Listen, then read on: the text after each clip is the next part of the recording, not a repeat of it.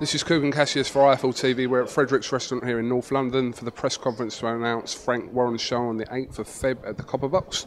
How are you, Frank? I'm good. Is this going to be called Rock the Box 3? Exactly. Yeah. It's the third time we'll be rocking the box. Okay. Big show. Billy Joe Saunders, Nathan Cleverly, Derek Chisora, Frank Buglioni. Stacked card for you on the 8th. It's a good show. You know, they're good names to have on the show. We're going to sort all their opponents out for next week and then hopefully announce them. And I think we'll have a good night's boxing there. The show a couple of weeks ago, you said you was a little bit obviously disappointed with big names pulling out like Nathan and Billy Joe. So hopefully, touch of luck, everything goes well for the 8th. Yeah, fingers crossed 2014 will be different. Derek Chisora, Mike Goodall that is. Derek Chisora defending his European heavyweight title. Any inklings of any names that you talked about Pulev and you offered for Wilder as well? Pulev, we made him an offer. Pulev, we're waiting for a response.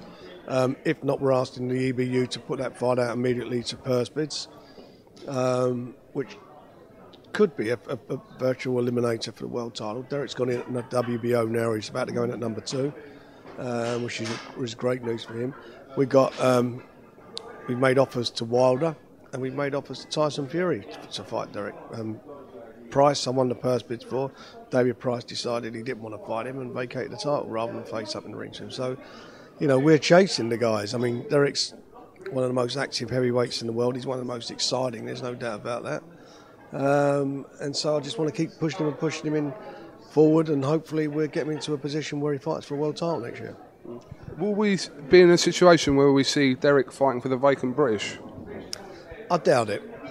I mean, that to be quite honest, is a step back. It was more about fighting David Price rather than for the British title.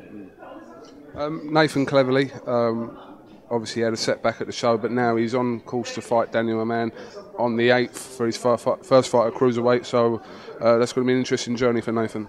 It is. I mean, it's a step up for him. Stepping up weight that is for him, and hopefully again.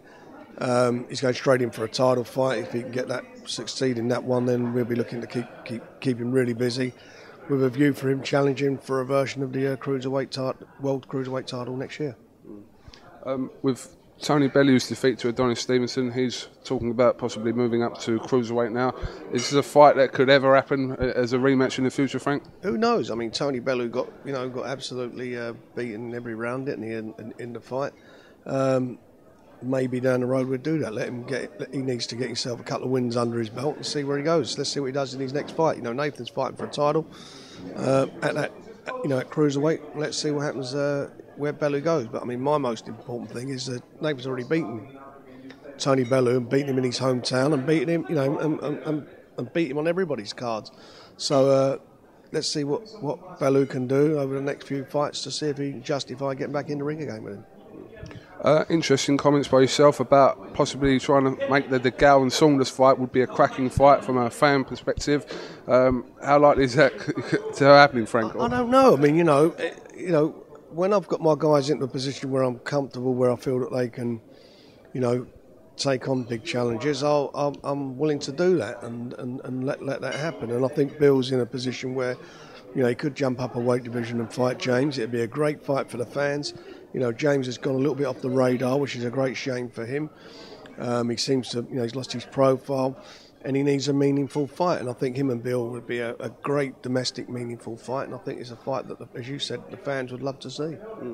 I mean, it's a big thing for Bill to go up the weight to do it. James is comfortable at that weight. He's won titles in that weight division, and that's a big thing for Bill to go up and do it. But, we feel that he could do it, and we feel it'd be a great fight. A fight a lot of people have talked about for the recent year or so is a fight between Billy Joe and Chris Eubank Jr. Is that a fight that you fancy? Yeah, I've got no problem with that one either. I've got no problem with that. If it can be made, then again, we'd make that in a heartbeat.